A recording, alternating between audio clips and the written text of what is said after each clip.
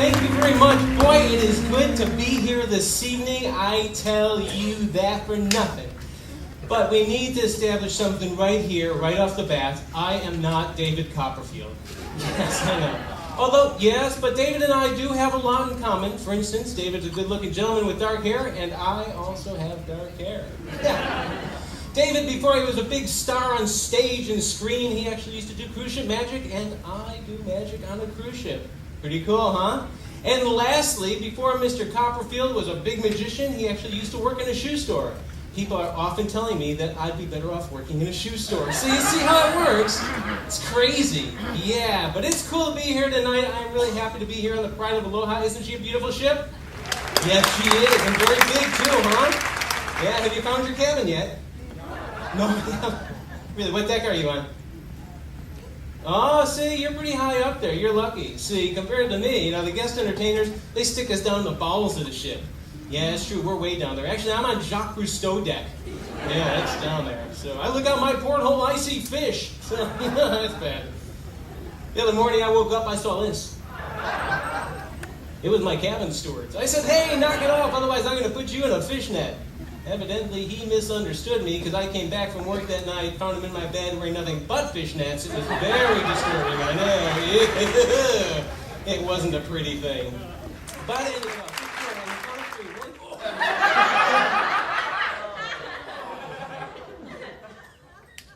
okay, if I only had a knife. Nice, throw it on up here. Throw it up. Don't throw, what am I, a ninja? What's the matter with you? There you go. I'll tell you what, throw the coin up here. Just throw it up on the count of 3. 1, 2. What's wrong with you people? Do you know her? Ladies and gentlemen, I am going to recreate that effect for you right here on this very stage. I know. I have a rope, but what I need to borrow from the audience, does anybody happen to have a 5-year-old Hindu boy? No. All right, so much for the rope trick. The studio audience decide whether we do something that's a little bit silly and dangerous, or something that's totally mental. So by your applause and your applause only, we could either do something silly, or we could do something totally mental. Silly? Totally mental. Yeah, all right, we're going totally mental. That's what I was hoping you would say. For this next trick, it actually was invented by my great-grandfather. It's called the Miracle of the Rising Cards. And for this effect, I'm actually going to need a gentleman to join me on stage, somebody who could be responsible. Some of the props that we're going to be using tonight are very old. They've been in my family for generations and generations, and I need somebody who could be a little responsible. Is there anybody out there that's willing to help me? This tray has actually been in my family for over 150 years. It's very important that you're careful with this. Would you do that? You hold it by the handles. There you go.